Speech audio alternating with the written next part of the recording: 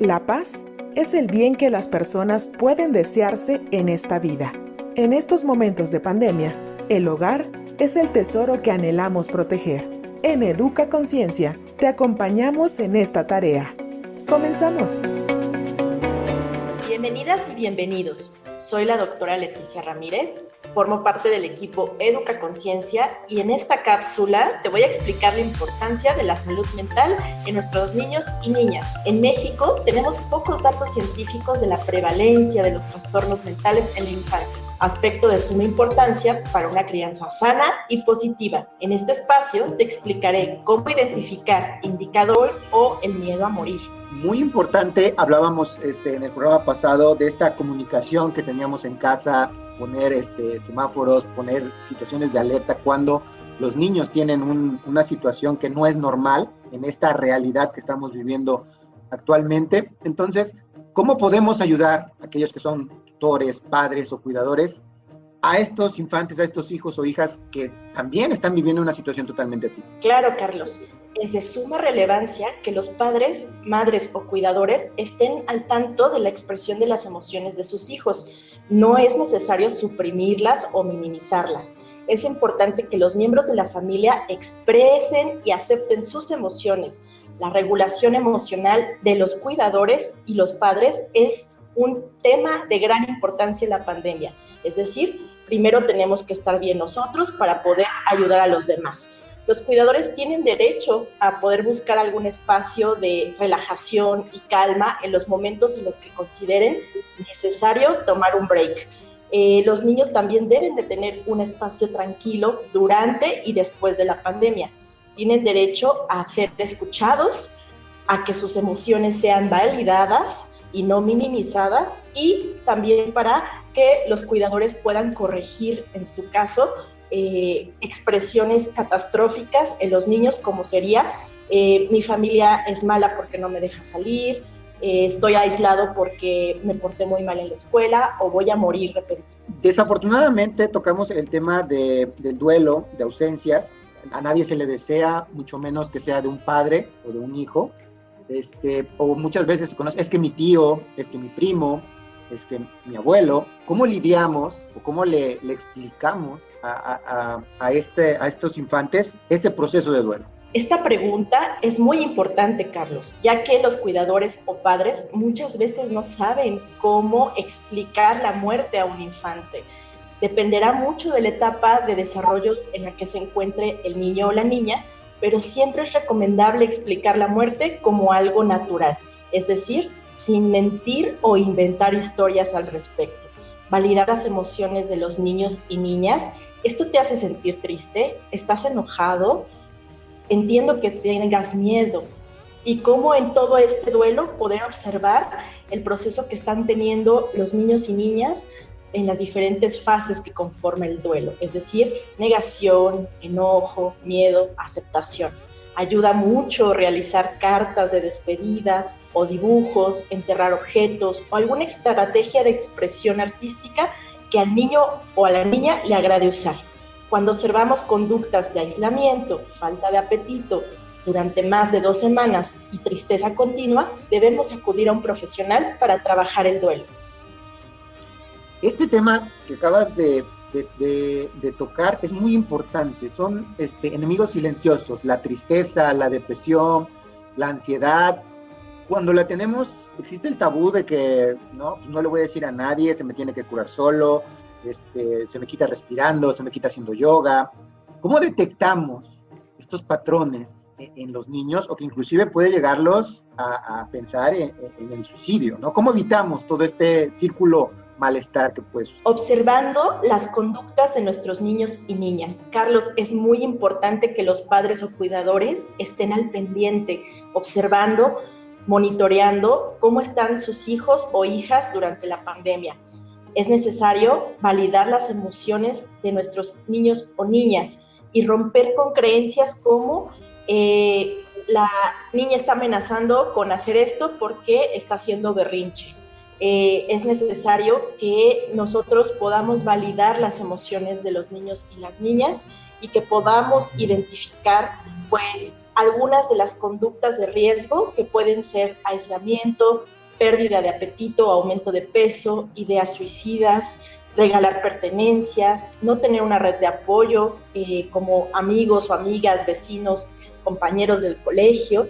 Y lo mejor que pueden hacer los padres o cuidadores es construir un clima de confianza y amor en el que sus hijos e hijas puedan ser expresados, puedan expresarse sin censuras o miedo a ser juzgados. Qué importante es este círculo de confianza que acabas de mencionar. Muchas veces, como padres o como adultos, no tenemos digamos, guía para poder romper los tabús, los esquemas establecidos de que lo haces porque soy tu padre, o porque soy tu madre, o porque así lo digo yo. Entonces creo que ese esquema que estamos avanzando hoy en día para romperlo, tampoco tiene que pararse del otro lado y vivir un libertinaje y vivimos como si fuéramos similares, ¿no? A final de cuentas, lo hablábamos en la charla pasada de inteligencia emocional, soy tu padre, pero no soy tu amigo. O sea, ahí tiene que haber un respeto y tiene que haber unos límites. Entonces, salimos adelante o cómo expresamos esta confianza ante las señales que pueda presentar de ansiedad o miedo para poder acercarnos a nuestros hijos y poder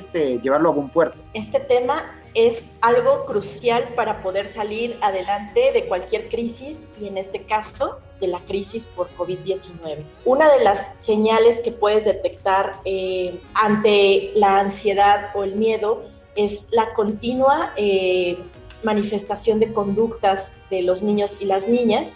Y bueno, ante esto, los padres, ¿qué pueden hacer? Primero, reconocer y aceptar las emociones como normales, sin evitarlas. Todos tenemos emociones y todos tenemos que aprender a expresar esta emoción.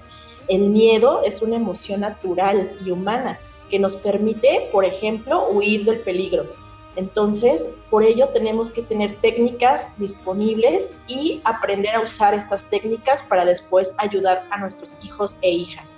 Es importante las técnicas de relajación, técnicas de distracción interna como contar números, hablarse a sí mismo, técnicas externas como pues hacer meditación o mindfulness, música, yoga, leer y pues tener técnicas de control del entorno, es decir, promover una convivencia sana en la que haya una comunicación y comprensión, así como un ambiente de solidaridad y respeto entre todos los miembros de la familia. Tocaste un tema que para nosotros los, digamos, de a piso, mindfulness, ¿a qué se refiere con eso? Es una técnica en la que entrenamos nuestro sistema de respiración, nuestro sistema de creencias, nos enfocamos en el aquí y en la ahora. Existen diferentes vías, por ejemplo, la respiración arcoíris, en donde pues se va centrando cada vez más el énfasis en el corazón y su vínculo con la respiración. Nos ayuda a bajar el ritmo cardíaco, a mantenernos en el presente, es decir, no estar en pensamientos ni de ansiedad ni de depresión, ni en el futuro ni en el pasado. Y bueno, pues estas técnicas permiten estabilizar nuestro sistema de respiración y lograr una ecuanimidad en nuestra vida cotidiana. Muy bonito el término, aparte me agrada que se llame respiración de arcoíris. ¿Cómo sería una respiración de arcoíris, digamos, en casa con los niños? Claro, Carlos, es importante que en casa busquemos tener un espacio no solo para los niños, también para los cuidadores. Como padres de familia sabemos que existe un desgaste emocional al estar pues cuidando, protegiendo, velando por la integridad de los niños y niñas. Entonces es muy óptimo que cada quien tenga un espacio, de preferencia algún cuarto dentro de la casa donde le llamen el cuarto de relajación, y en este cuarto pues ponerle al niño un clima cálido, un clima con colores relajantes y bueno, pues poder poner de preferencia un mat de yoga en el suelo y tener pues alguna música relajante de fondo. Lo central de las técnicas mindfulness es poder tener un silencio relativamente estable, ¿no? Pero también conectar con pues la respiración propia. Para ello, pues muchas veces se pide que se mantengan los ojos cerrados y que se dirija la atención a los procesos de inhalar y exhalar en diferentes tiempos. Entonces, estas técnicas pues son muy loables ahora en la pandemia también existen aplicaciones móviles en los celulares que nos permiten pues llevar a cabo esto de forma pues autorregulada, ¿no? Podemos descargar la aplicación y llevar a cabo esta técnica nosotros mismos o nuestros hijos por sí solos. Muy interesante porque así podemos trabajar con este problema de ansiedad. Pero ahora viene la otra parte cuando tenemos niños que son hiperactivos, obseso compulsivo, déficit de atención, que es otro tema también dentro de la pandemia. ¿Cuál sería aquí el aspecto a tratar? Primero, acudir a un diagnóstico con un especialista. Sabemos que muchas veces tenemos esta tendencia a etiquetar, ¿no?, a nuestros hijos o hijas con alguna conducta que vemos de manera repetitiva. Lo ideal es invitarlos a que acudan con un especialista y realice el diagnóstico correspondiente. Pero bueno, ya en casa, teniendo pues quizá alguna situación en la que estamos teniendo muchas conductas de distracción, lo que tenemos que hacer con nuestros niños y niñas es primero propiciar dentro del hogar rutinas constantes, es decir, todos los días debe haber una estabilidad en el hogar para saber a qué hora le corresponde al niño hacer X actividad. Y dentro de estas rutinas, espacios para la relajación y el control de emociones. Es muy importante el clima de confianza y el clima de apoyo y sostenimiento de los niños y niñas durante la pandemia. Se dice comúnmente, ya los niños traen otro chip, ya nacieron con el celular en la mano, ya no están quietos. ¿Cómo ayudamos o qué, digamos, tips les podemos dar para crear un clima favorable dentro de la familia y que los niños se sientan cómodos estando en pandemia? Como comentaba, lo principal es establecer este espacio de confianza y respeto. Primero, pues que los cuidadores mantengan un entrenamiento en inteligencia emocional. Es muy recomendable que los cuidadores puedan guiar a sus propios niños o niñas en este proceso de aprender a controlar las emociones. Entonces, dentro de casa, pues pueden establecer diferentes programas de inteligencia emocional para propiciar un clima favorable durante el confinamiento de la pandemia. También es muy recomendable que agreguen a sus rutinas actividades físicas como salir a caminar, salir a correr, salir al parque, con las respectivas medidas de protección.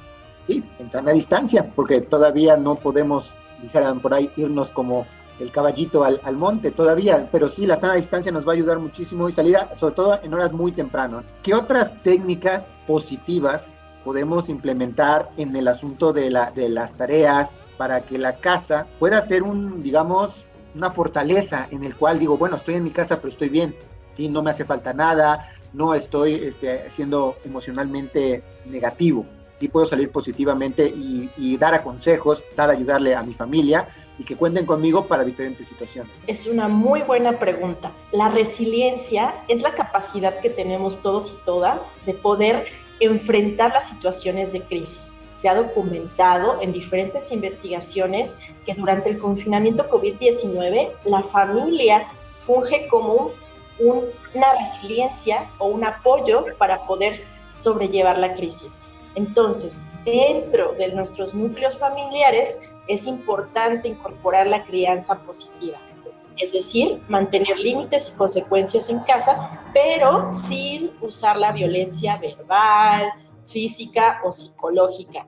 Recordemos que gritar, humillar o ignorar a los niños y niñas son rutas que nos llevan a un clima de desconfianza y dolor emocional. Lo mejor es que los padres asistan a un programa de entrenamiento en emociones para que den un acompañamiento más cercano y cálido a sus hijas e hijos.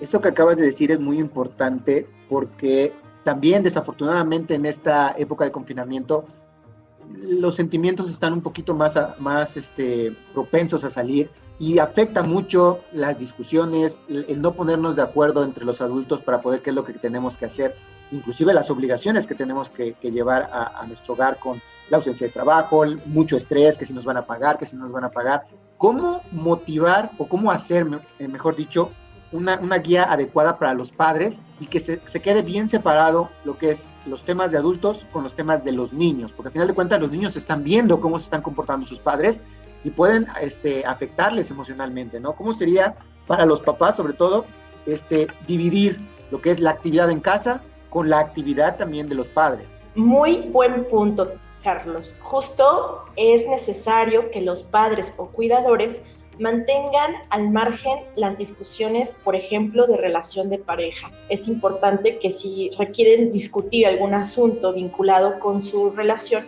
pues lo puedan realizar en un espacio ajeno al espacio en el que están sus hijos e hijas, ponerse de acuerdo para hablarlo fuera de la casa o hablarlo con ciertas reglas, es decir, sin violentar, sin gritos, sin insultos.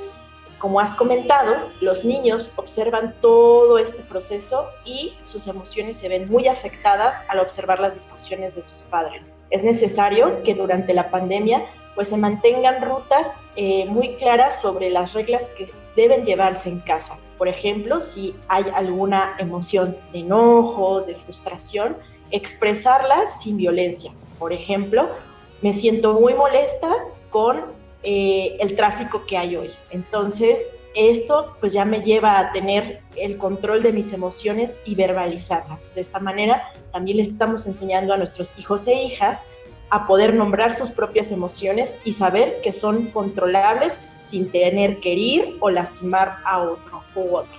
Algo a lo que los niños están un poquito más acostumbrados, que lógicamente se dice, no tienen filtro, te van a expresar su argumento tal como lo ven ellos. Y muchas veces ellos están más con el mensaje de no salir en casa, que usemos cubrebocas, que no hagamos algo que ponga en riesgo nuestra salud. Como padre, muchas veces pues tienes que salir a buscar el sustento y tienes que hacerlo con sumo cuidado, ya lo vimos en una pregunta anterior. ¿Cómo le explicas a tu hijo que tienes que salir y que no puedes estar encerrado por mucho tiempo, ¿no? Es importante que nuestros hijos e hijas entiendan al nivel cognitivo en el que están.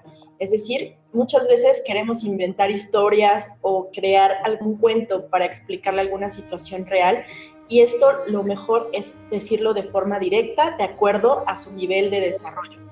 Entonces, explicarles esto, pues, relaja y anticipa mucho sus conductas.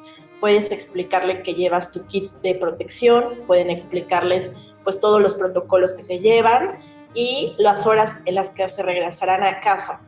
Recuerden que el no tener una claridad en estos reglamentos puede ocasionar que los niños lleguen a una ansiedad o una preocupación extrema. También pues es importante que los niños y niñas estemos constantemente como adultos vigilando sus pensamientos y saber qué es lo que piensan de cada situación. Si esta situación les lleva a un pensamiento catastrófico, es necesario que como padres pues podamos acudir a una asesoría personalizada con un profesional para que pues bueno, pues ya en consultorio se revise ese tema con el niño o la niña. Y ser tolerantes a la frustración, otra, digamos, ya de las últimas preguntas que tendremos, hablando de clases. Hoy en día las clases son una cosa atípica, las llevamos desde casa con ciertas herramientas. ¿Cómo podemos acercarnos a nuestros hijos para decirles, oye, si no entiendes, hay que preguntar y lo podemos consensuar? Porque muchas veces se cree que el padre tiene todas las respuestas y no es un sabelotodo. ¿Cómo sería explicarle a los niños que pueden contar con ellos? Así es, Carlos. Esta pregunta es central para responder en torno a uno de los retos más importantes de la pandemia, que ha sido la crianza desde casa y la educación desde casa. Efectivamente, el niño o la niña también puede sentirse en estrés durante estas clases a distancia debido pues, a la necesidad de responder rápido, o que quizá no alcanzan a entender un tema, o que quizá pues tienen muchos distractores y no pueden focalizar su atención. Es importante que los cuidadores o los padres de familia pues estén monitoreando sin humillar, sin minimizar, sin castigar. Si el cuidador o el padre de familia nota que el niño no logra concentrarse, están surgiendo muchas alternativas, Carlos, muy innovadoras, como las escuelas burbuja o las asesorías personalizadas, en que pues, uno puede acudir a estos centros y a estos apoyos para que los niños y las niñas adquieran un nivel de conocimientos pues, óptimo, ¿no? Y se les dé el apoyo educativo que requieren a sus necesidades. Por último, vas a tener un webinar, invítanos a él, ¿dónde va a ser? ¿A qué horas? ¿Qué día? ¿Qué fecha? Claro que sí, Carlos. Están cordialmente invitados. El webinar va a ser por redes sociales en nuestra página Educa Conciencia el sábado 24 de abril a las 4 p.m. hora Ciudad de México. Están muy cordialmente invitados para que nos sigan desde redes sociales. En Facebook. Así es, Facebook Live. Facebook Live, recuerden, ya tenemos la fecha con la doctora Leti viendo más este tema. Algo que con lo que quieras concluir el tema de hoy, Leti, muy asertivo, dando en el punto sobre todo de ayuda para los padres. Sí, Carlos, pues mi recomendación general es que los padres o cuidadores se sientan tranquilos de saber que cuentan con un apoyo para poder realizar sus actividades durante el confinamiento, que existen ya muchísimas vías de apoyo emocional, líneas de atención gratuita, centros psicológicos y las escuelas burbuja como una herramienta aliada en este confinamiento. A nivel mundial se ha documentado en muchas investigaciones que todos los padres o cuidadores han experimentado un agotamiento emocional, al igual que los niños, niñas y adolescentes. Entonces, no tener un pánico acerca de lo que está sucediendo, más bien tomar acciones y estrategias para propiciar un ambiente ecuánime en casa y que pues tengamos esta salud mental muy presente dentro de nuestras agendas. Ya sabes que yo soy muy ignorante, entonces necesito que me des claridad. Hablamos en este último tema de la escuela burbuja. ¿Cómo sería o cómo es un ejemplo de una escuela burbuja para todos aquellos que no la conocen? Claro, esto se está implementando en diferentes localidades.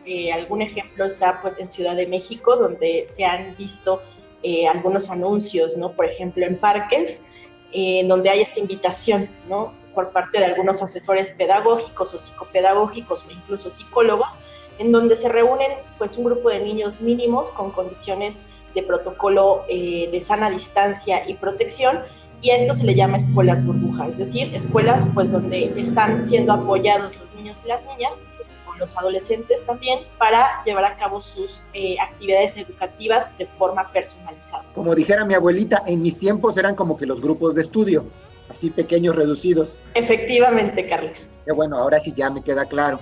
Es muy bueno saber y sobre todo entender que la audiencia tiene estas opciones. Entonces, bueno, Leti, te agradezco mucho tu contacto. Claro, Carlos, un gusto. Pueden localizarnos a través de nuestras redes sociales en Instagram y Facebook como Educa Conciencia y al teléfono 55 44 53 81 82.